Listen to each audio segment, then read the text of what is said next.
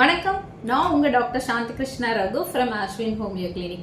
இன்னைக்கு நம்ம சின்ன குழந்தைகளை அதிகமா பாதிக்கப்படக்கூடிய ஒரு கண்டிஷன் டான்சிலைட்டிஸ் பத்தி தான் நீங்க தெரிஞ்சுக்க போறோம். இந்த டான்சிலைட்டிஸ் அப்படின்றது என்ன அப்படின்னு பார்த்தோம்னா, நம்ம தொண்டையோட ரெண்டு பக்கட்டும் பார்த்தா இங்க இந்த இடத்துக்கிட்ட வாயை ஆண் திறக்க சொன்னோம்னா இந்த இடத்துல டான்சில் கோலங்கள் இருக்கும்.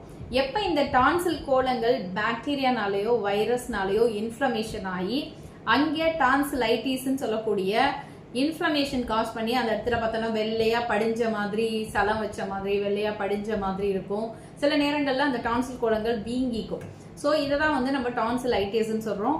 இதுக்காண்டி நம்ம போனோம்னா பார்த்தா உடனே இந்த டான்சில்ஸ் இருக்கு உங்க குழந்தைக்கு, ஸோ ரெக்கரண்டா இன்ஃபெக்ஷன் ஆகிட்டு இருக்கு, உடனடியாக நீங்கள் அந்த டான்சில்ல ஆப்ரேஷன் பண்ணி ரிமூவ் பண்ணிடுங்க அப்படின்னு சர்ஜரி ரெக்கமெண்ட் பண்ணுவாங்க. ஸோ இந்த சர்ஜரி இல்லாமல் நம்ம குழந்தைகளை எப்படி அழகாக இந்த டான்சிலை குணப்படுத்தி, டான்சில் அப்படிங்கிறது பார்த்தோம்னா நம்மளுக்கு போலீஸ்மேன் ஆஃப் தி த்ரோட் அப்படின்னு சொல்லுவாங்க.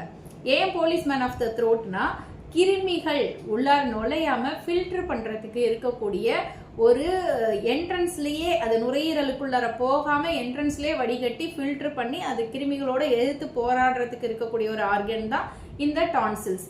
அதனாலதான் இதை போலீஸ்மேன் ஆஃப் த த்ரோட்னு சொல்றோம். ஸோ அது இன்ஃப்ளமேஷன் ஆகுதுன்னா அதோட இம்யூனிட்டி குறைஞ்சு போயிடுது. அதோட இம்யூனிட்டியை பூஸ்டப் பண்றது தான் நம்மளோட வேலையா இருக்கணுமே தவிர, அதை ரிமூவ் பண்ணிட்டோம் அப்படின்னு சொன்னா அடுத்த இன்ஃபெக்ஷன் எங்க போகும்னா நம்மளுடைய நுரையீரலுக்கு போகும். அது ஆஸ்துமா, வீசிங், அந்த மாதிரி டியூபர்குலோசிஸ், நிமோனியா இந்த மாதிரி இதுல கொண்டு போய் நமக்கு விட்டுரும்.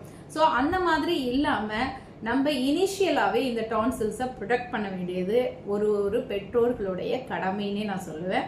ஏன்னா அந்த டான்சிலுக்கு அவ்வளோ ஒரு முக்கியமான வேலை இருக்கு. அந்த குழந்தைக்கு இம்யூனிட்டி வீக்கா இருக்கு அப்படின்னு சொன்னா எந்த உறுப்பு வீக்கா இருக்கோ அந்த உறுப்பெல்லாம் நம்ம ஒன்று ஒன்றா கட் பண்ணி போட்டுட்டே போக முடியாது. மூக்குல சதை வளர்ந்தா மூக்குல இருக்க சதையை கட் பண்ணி போடுறது, ஏன்னா அது மூக்குல இருக்கக்கூடிய அந்த பாலிப்ஸ் அங்கே ஃபில்டர் பண்றதுக்காக இருக்கக்கூடியது, அதை உடனே கட் பண்ணி போட்டுறது. டான்சில் அதை கட் பண்ணி போடுறது, அடினாய்ட்ஸ் அதை கட் பண்ணி போடுறதுன்னு அப்படி நம்ம பண்ணிட்டே இருக்கக்கூடாது.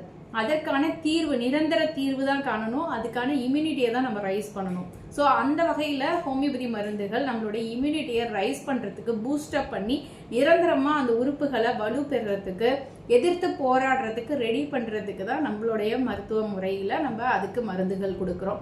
ஸோ இந்த டான்சில் எப்போ பாக்டீரியானாலேயோ வைரஸ்னாலேயோ இன்ஃப்ளமேஷன் ஆயிடுச்சுன்னா என்ன மாதிரியான அறிகுறிகள் காட்டும்? டான்சில் ரெட் கலர்ல தெரியும். வாயை திறக்க சொல்லி டார்ச் அடிச்சு பார்த்தாலே போதும். இதுக்குன்னு ஸ்பெஷல் எக்ஸாமினேஷன் தேவையில்லை. பார்த்தோம்னா இந்த டான்சில் கோலங்கள் தொண்டையில ஆண் பார்த்தோம்னா சின்ன குழந்தைங்களுக்கு இந்த ரெண்டு சைடும் இருக்கும். அது பார்த்தா ரெட் கலர்ல வீக்கமா இருக்கும் அந்த டான்சில்ஸ். சிலருக்கு பார்த்தோம்னா அந்த டான்சில்ல வெள்ளையா படிஞ்ச மாதிரி, மஞ்சளா ஒரு கோட்டிங் படிஞ்ச மாதிரி இருக்கும். அதை ஃபாலிகுலார் டான்சிலைட்டிஸ்ன்னு சொல்லுவோம். அதாவது அங்க சலம் புண்ணு மாதிரி சலம் கோத்துக்கிட்டு இருக்கும். அது ரொம்ப பெயின்ஃபுல்லா இருக்கும். அப்புறம் பார்த்தோம்னா சோர் த்ரோட் இருக்கும். தொண்டையெல்லாம் அப்படியே ரொம்ப வலிக்கும். சாப்பாடு முழுங்க முடியாது. அந்த குழந்தைங்க பார்த்தா வாயிலேயே சாப்பாடை ரொம்ப நேரம் வச்சுட்டு இருப்பாங்க. சாப்பாடை சொன்னாலே ரொம்ப சாப்பாடுனாலே வெறுப்பாங்க. சில சமயத்தில் பார்த்தோம்னா லிக்யூட் ஃபுட் எடுத்துக்குவாங்க. சாலிடா எதுவும் கொடுத்தோம்னா அது முழுங்குறது கஷ்டமா இருக்கும். ஸோ அதனால சாப்பிட மாட்டாங்க. டிஃபிகல்ட்டி இன் ஸ்வாலோவிங் இருக்கும். சாப்பிடும்போது முழுங்கும் போது ஒரு பெயின் இருக்கும். ஃபீவர் இருக்கும்.